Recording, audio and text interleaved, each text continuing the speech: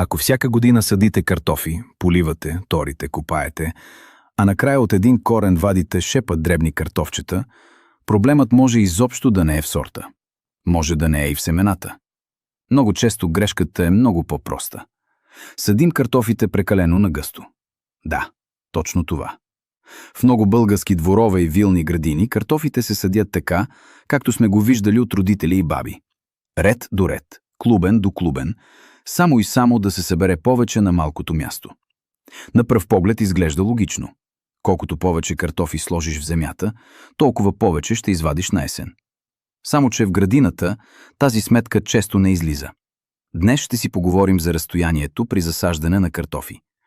Това е нещо дребно на пръв поглед, но точно то може да реши дали ще извадите едри, здрави картофи или дребосък, който е досаден и за белене, и за готвене.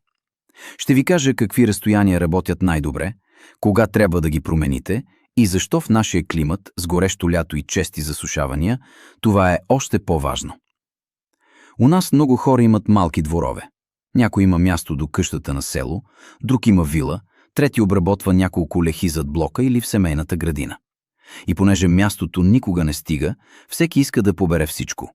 Домати, пипер, фасул, краставици, малко лук, малко чесън и, разбира се, картофи. Картофът е храна, която в България се уважава. Има го в яхни, мусака, супи, салати, печени ястия, пържени картофи. Затова много хора предпочитат да си отгледат поне малко домашни картофи. Но точно защото мястото е ценно, често правим една голяма грешка – садим прекалено гъсто. Трябва да разберем нещо важно. Картофеният корен не е просто стъбло, което стои на едно място. Под земята растението развива корени, които търсят вода и храна. Освен това образува подземни издънки, наречени столони. Именно под тях се формират клубените. Ако няма място, тези столони не могат да се развият нормално. Представете си малка стая, в която са настанени прекалено много хора. На никого не му е удобно. Няма въздух, няма място. Всеки пречи на другия. Същото става и в лехата. Когато картофите са наблъскани един до друг, корените започват да се борят за всяка капка вода и за всяко зрънце храна в почвата. Вместо растението спокойно да прави едри клубени, то влиза в режим на оцеляване. Пуска зеленина, опитва се да изпревари съседните растения, бори се за светлина, вода и хранителни вещества. Резултатът е познат на много хора. Отгоре има хубава ботва, а отдолу няма кой знае какво. Един от най-вредните митове е, че ако засадим 2 пъти по-гъсто, ще получим 2 пъти повече реколта. Не става така. Да, броят на растенията ще бъде по-голям, но всеки корен ще има по-малко място. Клубените ще останат дребни, а общият добив често няма да е по-добър. Понякога дори е по-слаб. На практика човек харчи повече посадъчен материал, работи повече, а накрая вади картофи, които не го радват. Вместо 5 или 6 хубави картофа от корен, получава куп дребни топчета. После зимата ги белиш и се чудиш защо си губил времето. Всеки картофен корен има нужда от своя площ за хранене. Това означава определен обем почва, от който да взема влага и хранителни вещества. Обикновенно на едно растение му трябва около 1/3 от квадратен метър, за да се развие добре. Ако му дадем по-малко, нищо да го ограничаваме. Много хора казват: добре, ще ги засадя гъсто, но ще сложа повече оборска тор, компост или тор в лунката. Само че това не решава напълно проблема. Ако корените нямат място да се развият, те не могат да използват пълноценно храната. Все едно да сложите богата почва в малка саксия и да очаквате от нея голяма реколта картофи. Светлината е вторият голям фактор. Картофът обича светлина. Листата работят като малки фабрики. Те събират слънчевата енергия и я изпращат надолу към клубените. Ако растенията са прекалено близо, ботвата бързо се затваря. Долните листа остават на тъмно, пожълтяват и спират да работят. Когато има правилно разстояние, всеки корен получава светлина от всички страни. Растението става по-силно, по-здраво и има сили да налее клубените. Слънцето е безплатен помощник в градината, но ако сами си направим гъста джунгла, не му позволяваме да си свърши работата.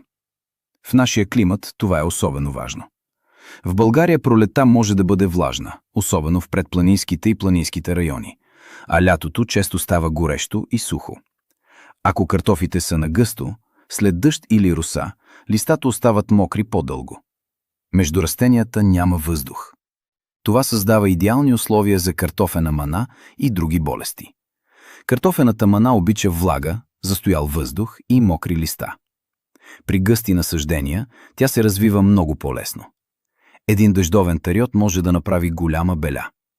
Ако обаче редовете са по-широки и между растенията има въздух, листата съхнат по-бързо. Рискът от болести намалява. Правилното разстояние е една от най-евтините профилактики. Не струва пари. Не е препарат. Не е сложна технология. Просто оставяте на растенията място да дишат. Сега да минем към конкретните разстояния. За повечето градини добрата схема е следната. Между картофите в един ред оставете около 30 до 40 см. Между редовете оставете около 60 до 70 см. На пръв поглед може да ви се стори, че оставяте прекалено много празна земя. Особено на пролет, когато картофите още не са поникнали или са малки. Някой съсед може дори да ви каже, че си губите мястото. Но изчакайте до юни. Ще видите как ботвата се разраства и запълва пространството. Тази схема дава добър баланс. Имате достатъчно растения, но всяко от тях получава въздух, светлина и място. Именно така се получават едри картофи, а не само много стъбла и малко реколта. Разбира се, няма една схема, която да е идеална за всяка градина. Трябва да гледате почвата. Ако почвата ви е тежка, глинеста и се сбива лесно, по-добре садете по-рядко.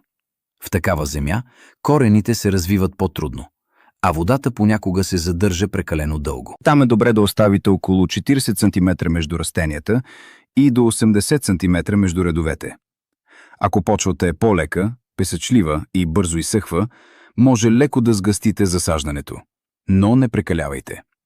В песъчливите почви растенията по-лесно развиват корени, но влагата се губи бързо. Там е важно и мулчиране и поливане, особено в горещите седмици. В южните и по-топли райони, като Пловдивско, Пазарджиско, Хасковско и Санданския край, лятото може да бъде доста сухо и горещо. Там прекалено гъстите картофи страдат още повече, защото всички растения дърпат вода от една и съща малка зона. Ако няма капково напояване или редовно поливане, клубените остават дребни. Има значение и сортът. Ранните картофи обикновено правят по-компактни растения. Те стоят по-кратко в земята и не развиват толкова огромна ботва. При тях може да оставите около 25 до 30 см между клубените в реда.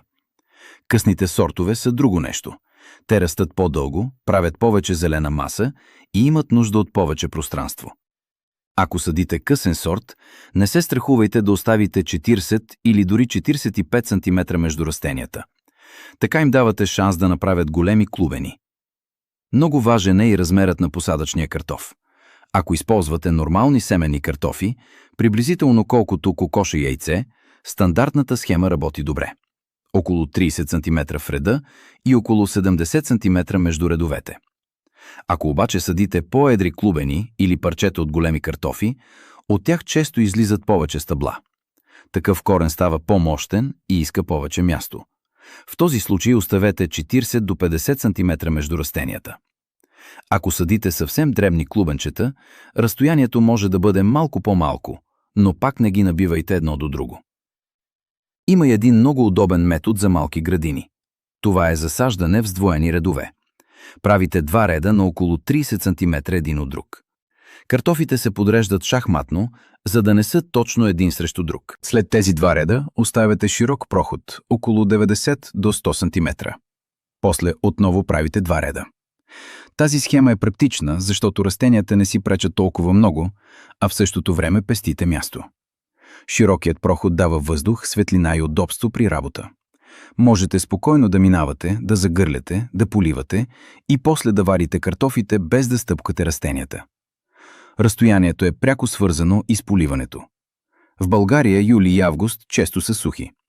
Картофът не обича нито да е постоянно мокър, нито да стои дълго време жаден. Ако е засаден гъсто, почвата се изтощава и изсъхва по-бързо.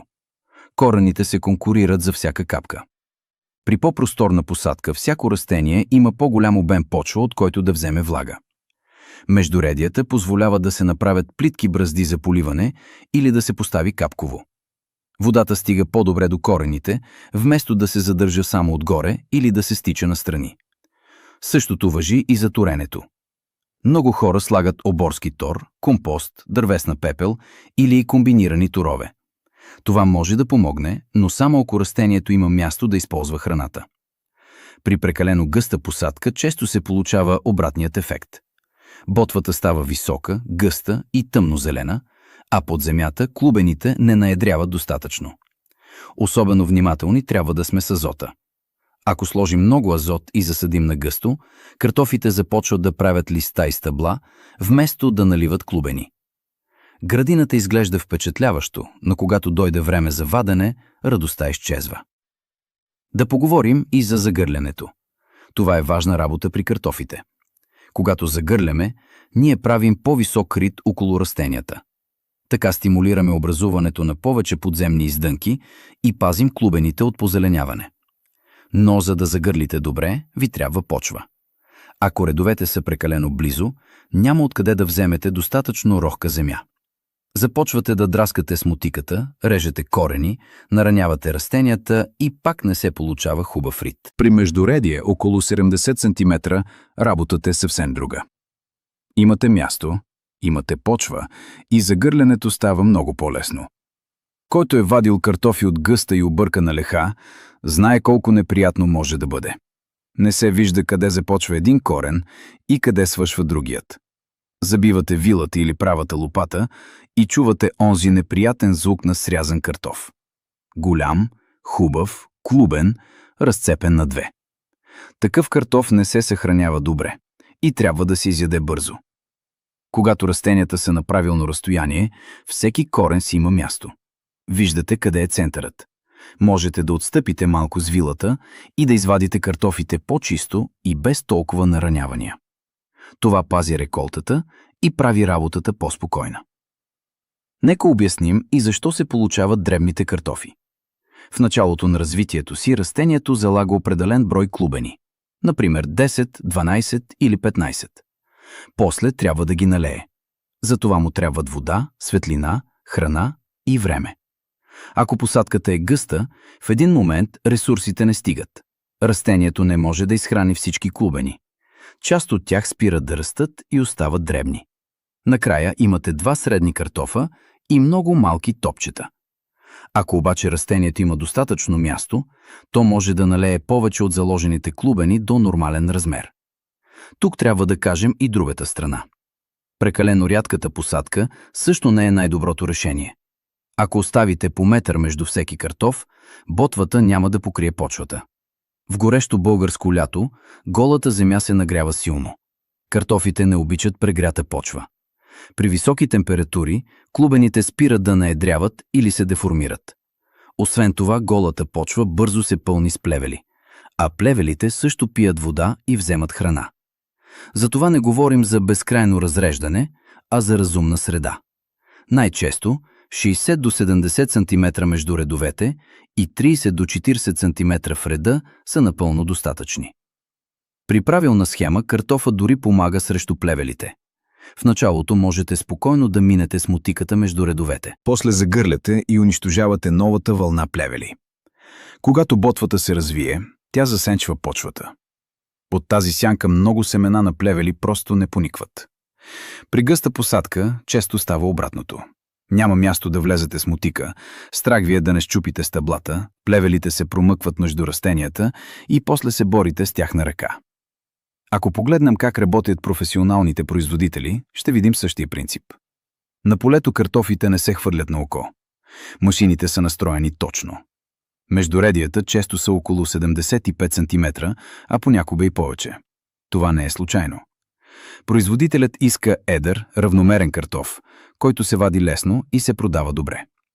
В домашната градина не ни трябват машини и големи сметки, но можем да вземем логиката. Картофът иска място. Когато му го дадем, той се отблагодарява. През последните години много хора пробват отглеждане на картофи под слама или сено. Това е удобен метод, особено за хора, които не искат много копане. Клубените се поставят върху почвата или плитко в нея и се покриват с дебел слой мулч. При този метод разстоянието пак е важно.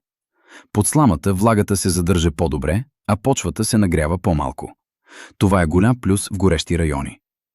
Но ако сложите картофите прекалено нагъсто, стъблата се оплитат, въздухът намалява и долните листа могат да страдат от прекалена влага.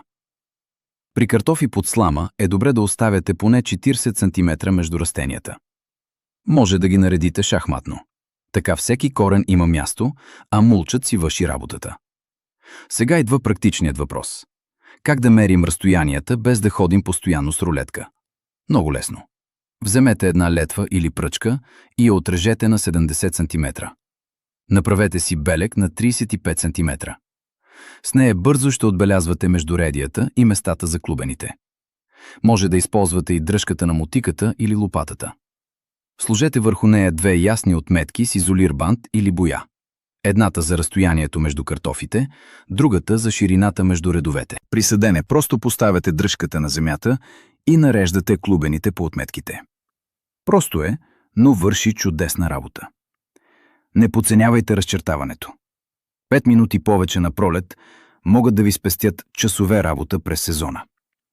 Редовете стават прави, загърлянето е по-лесно, поливането е по-удобно, а ваденето на картофите е по-чисто. Нека обобщим. Разстоянието при картофите не е дреболия. То решава колко светлина ще получат растенията, колко въздух ще минава между тях, колко вода и храна ще има за всеки корен и колко лесно ще се справите с болестите. Ако съдите твърде гъсто, получавате борба между растенията. Много ботва, повече влага, повече риск от мана и по-дребни клубени.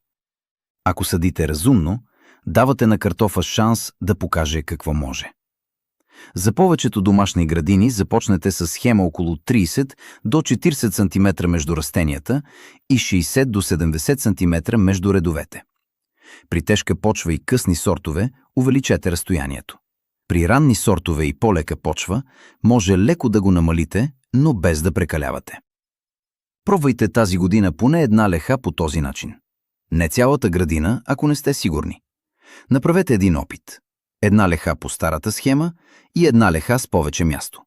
Когато дойде време за вадене, разликата ще се види с очите ви. Понякога голямата реколта не идва от скъпи торове и чудодейни препарати. Понякога идва от това да дадем на растението най-простото нещо. Място да диша, да се храни и да расте. Ето това е една малка промяна, която може да даде голям резултат. Ако искате здрави, едри и вкусни картофи, започнете още от засаждането.